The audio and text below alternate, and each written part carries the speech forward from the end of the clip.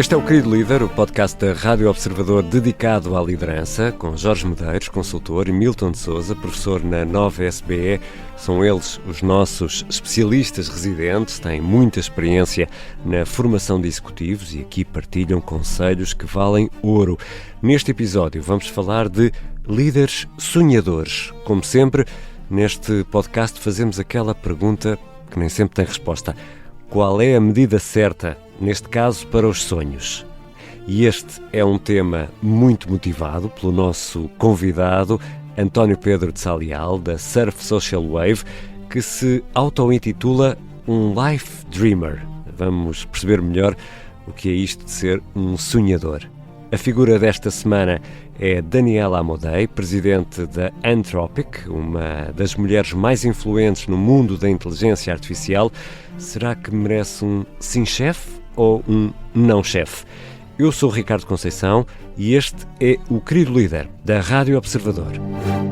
Bem-vindos, Jorge Medeiros e Milton de Sousa, ao vosso Querido Líder. Viva, Ricardo. Olá, Ricardo. O Milton é consultor e professor na Nova SBE, o Jorge também dá aulas e é consultor. Vamos então ao nosso primeiro segmento, sim chefe ou não chefe. Olhamos sempre para a performance pública de um líder e hoje falamos de Daniela Amodei, presidente da Anthropic, uma das mulheres mais influentes na área da inteligência artificial. E Milton, merece-te um sim chefe ou não chefe? Sim, desde logo acho que sim, que é um sim-chefe. E o porquê, até porque o porquê desta escolha, julgo que nestes dias em que estamos cada vez mais a perceber o impacto que a inteligência artificial vai ter e está a ter nas organizações, todos os dias temos notícias sobre pessoas a perder os seus empregos, até em áreas que tipicamente eram áreas com muita procura, por exemplo, na área da tecnologia, programadores. Hoje estava a ler um artigo precisamente sobre um programador que ganhava $150 mil por ano nos Estados Unidos e que desde há meses largos que está a tentar encontrar um emprego, foi demitido e não consegue, e as entrevistas, como ele diz, são realizadas por robôs, por inteligência artificial e, portanto, isto nos Estados Unidos está a acontecer a um ritmo mais acelerado que cá na Europa, mas vai acontecer e é inevitável haver aqui, de facto, algum displacement ou substituição de muitas funções nas organizações. Obviamente que haverá também aquilo que nós chamamos de trabalho aumentado pela inteligência artificial. E o porquê de trazer a Daniela Amodei é porque ela teve o discernimento para perceber que quem lidera nesta área tem que ter uma dimensão ética muito forte. E o facto dela, ela quando saiu da OpenAI, porque ela trabalhava na OpenAI, foi porque sentiu que a OpenAI já não tinha o mesmo nível de preocupação com este tipo de questões como ela achava que devia ter, e fundou a Anthropic precisamente para tentar dar resposta a isso. Já temos a oportunidade de falar aqui um bocadinho sobre IA responsável, mas ela quis com a Anthropic de tentar criar uma organização que tornasse de facto esta questão da responsabilidade que temos que ter nas empresas perante esta nova tecnologia de forma mais presente. Jorge? Um nem atender para o não, isto não é por discordar, é para dar aqui uma perspectiva complementar. Porquê? Olhando daqui para a Gênesis, tanto a Daniela como o irmão vieram da OpenAI. Um dos motivos, pelo que conseguimos perceber, foi o facto de a OpenAI ter aceitado um investimento da Microsoft e, portanto, ficou aqui aquela nuvem negra da independência, e esta terá sido uma das razões pelas quais eles saíram. O irmão também já esteve à frente da Anthropic. Não foi propriamente a pessoa mais ponderada nos seus vaticínios. Por exemplo, daqui em 2025, 2026 já vamos ter a inteligência artificial a ter a AGI, Artificial General Intelligence, ou seja, uma comparabilidade à inteligência humana e, portanto, a partir do momento que fazemos uma prompt e aquilo faz a programação toda. Não é assim tão verdade pelo que eu estive a ler, ou seja, há alguns objetos que já estão disponíveis e, portanto, o que estes mecanismos agora fazem é ir buscar algumas das coisas que estão disponíveis e montam as peças, mas não são capazes de fazer código de raiz. Depois há aqui outros dois temas, que é não só o fazer o código, que ainda é uma tarefa essencialmente humana. Curiosamente, a própria Anthropic, quando se vai ao site, continua a ter muitas posições abertas para para programadores, para arquitetos de sistemas, etc. E, portanto, este é o primeiro ponto. A manutenção o debugging e a manutenção são duas grandes componentes e acho que há um excesso de otimismo, não sei até que ponto é que não é para agradar aos investidores, não sei, fica aqui a nota. E o outro é o da coerência, portanto, saíram da OpenAI, porquê? Precisamente por esta preocupação ética que eu acredito que continuam a ter, mas já lá estão 8 mil milhões da Amazon. Mas a questão ética aqui da liderança, deixa-me ver se eu percebi bem. Portanto, há aqui um elogio por parte do Milton e tu estás desconfiado. Portanto, a ética aqui pode ser algo verdadeiro e sincero ou pode ser um objeto de marketing? É isso que eu estou a perceber bem das vossas posições? Estas coisas nunca se sabem de totalidade sem conhecer as pessoas por dentro e perceber as situações reais. Nunca respondem. A avaliação é sempre um bocadinho em função daquilo que vamos vendo e vamos... Acho que o ato de querer assumir um papel mais ativo nesta área claramente parece-me que é um bom exemplo, e até uma ideia já agora na área da educação. A Anthropic lançou um modelo recente para ajudar, por exemplo, os alunos a desenvolverem o seu pensamento crítico, que é o Claude for Education, em que em vez de a ferramenta estar a ser usada passivamente pelos alunos a dar respostas, este modelo questiona os alunos para que eles pensem de forma crítica. Acho que é uma forma interessante de pensar como é que podemos pôr a inteligência artificial a trabalhar para aquilo que é a sua função, para o bem, de certa forma. Para o bem. Eu hoje, é sexta-feira, vou dar aqui também o contraponto. Estamos a gravar uma sexta-feira, por isso é que o Jorge disse que é sexta-feira.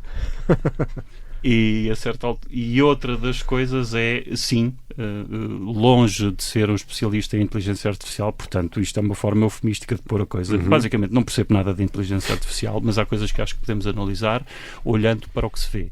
Por exemplo, o próprio ChatGPT OpenAI, há uma notícia de 2025, se não estou em erro, a dizer que ainda há 1/3 dos outputs são alucinações.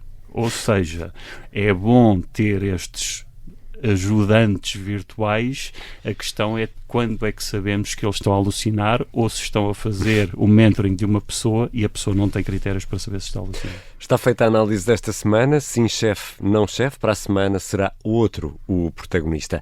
Ainda nesta primeira parte vamos chamar à conversa o António Pedro de Salial, da Surf Social Wave, um sonhador profissional, vamos já perceber melhor porquê.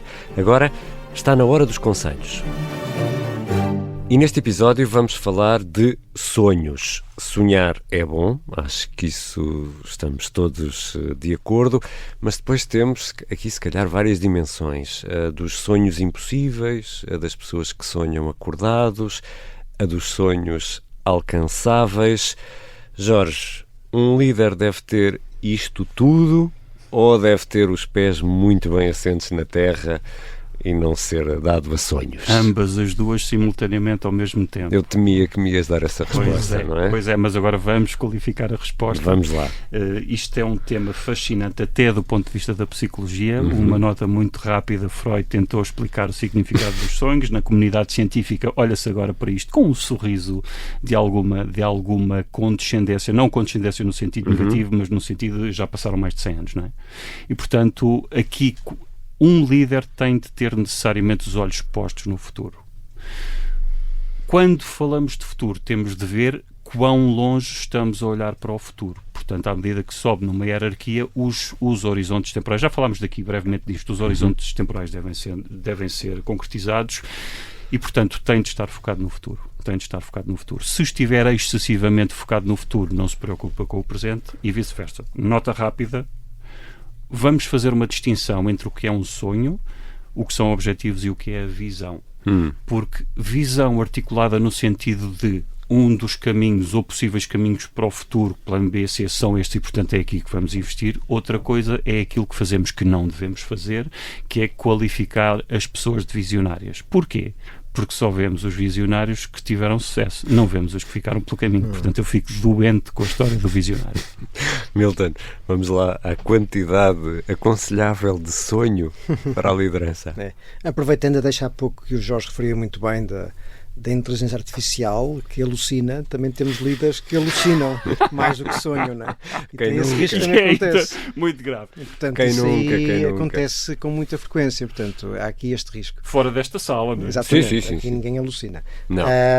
Mas eu acho que, desde logo, estava aqui a pensar para mim próprio, será que é possível inspirar sem sonhar, eu acho que será muito difícil, não é? E portanto eu acho que o sonho faz parte de facto da capacidade que o líder tem que ter de poder transmitir algo inspirador, aspiracional, que as pessoas também vejam como o seu próprio sonho. Tem uma dimensão emocional também por trás. Às vezes as visões acabam por ser um bocadinho ascéticas, né? Um bocadinho clínicas. Um líder que de facto inspira tem que ter esta capacidade de transmitir um sonho, algo que as pessoas queiram atingir e que emocionalmente se associem a esse sonho, né? Portanto, acho que é muito importante essa dimensão. Mas como é que se traz a equipa para aqueles sonhos que à primeira vista parecem impossíveis? Sim, este é um risco muito. Este é um dos problemas muito, eu diria, frequentes que se vê muitas vezes. É nesse sonho não haver realismo, né? Não haver tração com o terreno, com a realidade. E portanto, o líder que sonha, mas não percebe a realidade no terreno, pode eventualmente inspirar durante uns tempos, mas as pessoas depois começam a desconfiar porque não veem aquilo como algo possível, alcançável, não veem resultados. E portanto, voltamos ao James March, o poeta e o canalizador, né, que ele já dizia que um líder era simultaneamente um poeta e um canalizador. A poesia e o sonho estão muito ligados, mas se eu depois não consigo traduzir isto para o contexto de cada um, ou seja, o sonho não pode ser só o sonho do líder, tem que se traduzir no sonho de cada um tem que se rever nesse sonho e tem que ser o seu sonho à sua medida, e para isso eu tenho que traduzir este sonho naquilo que é a realidade de cada um e depois ter os sistemas no lugar para que isto depois seja concretizável. Jorge, como é que se traz a equipa para isto? Com muito jeitinho. Devagarinho? Devagarinho. Eu vou trazer aqui outra dimensão. Concordo totalmente com o que o Milton acabou de dizer. Tem de ter tração e tem de ser uma coisa muitas vezes iterativa, porque senão fica uma coisa distanciada, demasiadamente distanciada. As pessoas não se identificam e não conseguem elas próprias fazer a tradução. Portanto, são precisos resultados, não é? São precisos resultados. A questão é, se formos olhar para algumas destas empresas muito conhecidas, quanto tempo é que não estiveram no encarnado a sustentar um sonho sem haver resultados? Assim de cabeça, as Googles da vida, as Amazones, as Teslas, etc.